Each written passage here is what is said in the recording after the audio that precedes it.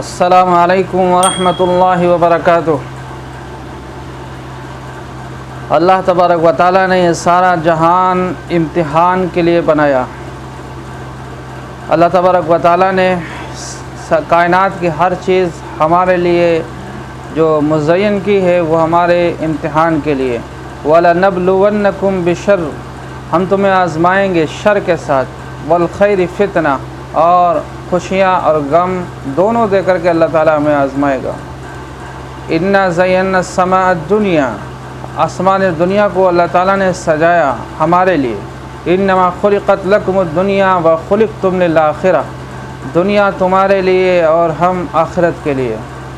تو اللہ تعالیٰ نے یہ سارا جہان جو بنایا ہے، جو مزین کیا ہے، وہ ہمارے لیے، اور اللہ تبارک و تعالیٰ نے اس جہان کے اندر ہمارے لیے آزمائشیں رکھی۔ انما اموالکم و اولادکم فتنہ، یقیناً تمہارا مال اور تمہاری اولاد تمہارے لیے آزمائش ہے۔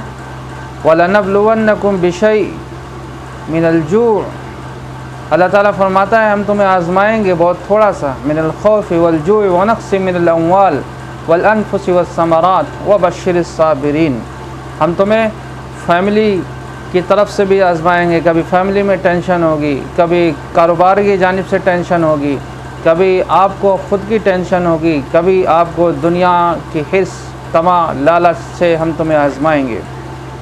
تو وَلَنَبْلُوَنَّكُمْ، ہم تمہیں آزمائیں گے، لِيَبْلُوَكُمْ أَيُّكُمْ أَحْسَنُ عَمَلًا، ہم تمہیں آزمائیں گے، دیکھیں گے تم میں سے کون ہے کہ جو اللہ پر یقین، اللہ پر بھروسہ کرتا ہے۔ ایک یہودی حضرت علی رضی اللہ تعالیٰ عنہ کی خدمت میں آیا اور حضرت علی رضی اللہ تعالیٰ عنہ کو کہنے لگا کہ ہم نے سنا ہے کہ اللہ کے رسول صلی اللہ علیہ وسلم کے ساتھی جو ہیں وہ اللہ پر 100% یقین اور بھروسہ اور توکل رکھتے ہیں، کیا آپ کو بھی اللہ پر 100% یقین اور بھروسہ ہے؟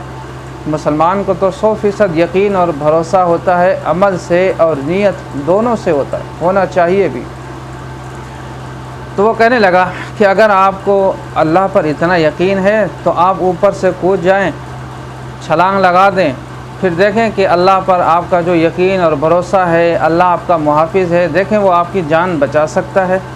حضرت علی رضی اللہ تعالیٰ عنہ کہنے لگے یہ اختیار تو اللہ کو ہے کہ وہ جس کو چاہے آزمائش میں ڈالے، اس کا کام جان بچانا اور مارنا دونوں کا ہے، لیکن ہم اپنی اس حرکت کے ذریعے سے اللہ کا امتحان لیں، یہ اللہ کی شان میں گستاخی ہے، اور تو بھی اللہ کی شان میں گستاخی کرنے والا ہے، لہذا میں یہ چیز برداشت نہیں کر سکتا۔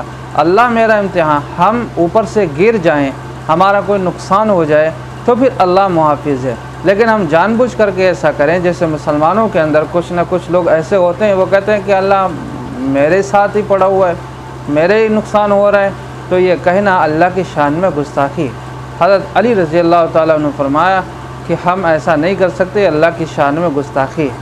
اللہ میرا محافظ ہے، دشمن سے بچانے کے لیے، موت اور زندگی، نفع اور نقصان، ہر چیز کا محافظ ہے، اللہ کے قبض قدرت میں ہر چیز ہے، لہذا میں یہ نہیں کر سکتا۔ تو اس نصیحت سے یہ پتہ چلا کہ ہمیں اپنی جان کو خواہ مخواہ امتحان میں نہیں ڈالنا چاہیے، جان پڑ گئی ہے، اپنی جان کا بچانا، خفیہ تدابیر اختیار کرنا، یہ ہماری ذمہ داری ہے۔ اس کے بعد کیا ہوگا یہ اللہ کی مرضی ہے۔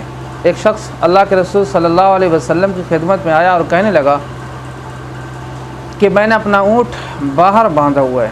اللہ کے رسول صلی اللہ علیہ وسلم نے پوچھا تیرا اونٹ کہاں باندھا ہے؟ کہا میں نے اللہ پر توکل کیا ہوا ہے اور باہر موجود ہے۔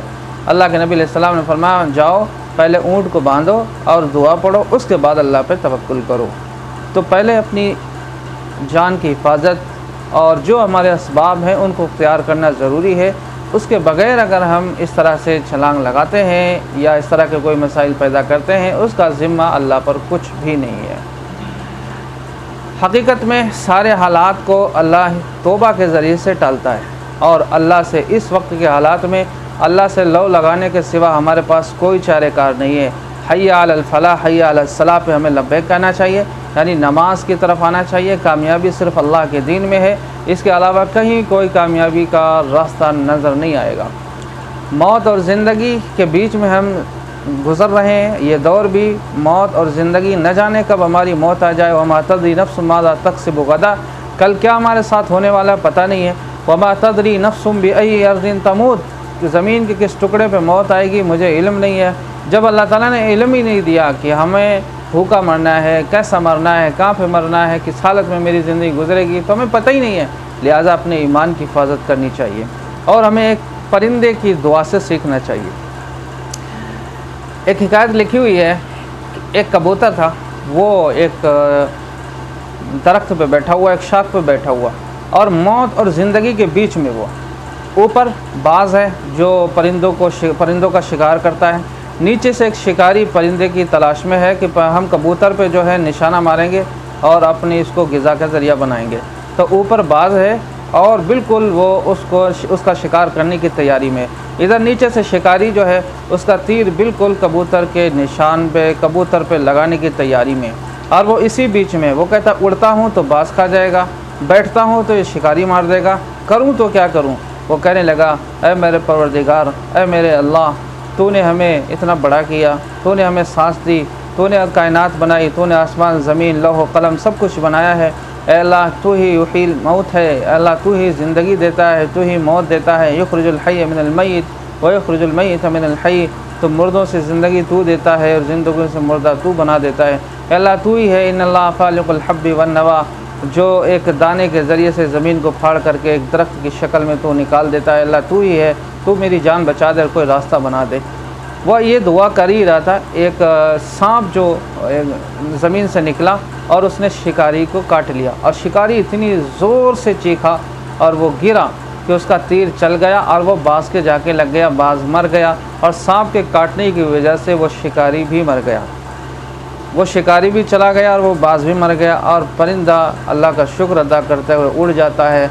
तो ये है कि जब हम अल्लाह से दुआ करते हैं तो ऊपर जितने भी हमारे सामने ख़तरात होते हैं अल्लाह ताला उनको दूर फरमा देता है। ये वाक़या ऐसे ही हो गया जैसे बनी इसराइल में जब फ़िरौनियों ने मूसा अलैहिस्सलाम के साथियों का पीछा किया तो उनके साथियों ने कहा, बनी इसराइल ने कहा कि देखा आगे दरिया है और पीछे फ़िरौन का लश्कर है, मूसा मरवा दिया, जाऊँ तो कहाँ जाऊँ, आगे डूब जाएंगे, पीछे फ़िरौन से मार खाएंगे, तो क्या करूँ।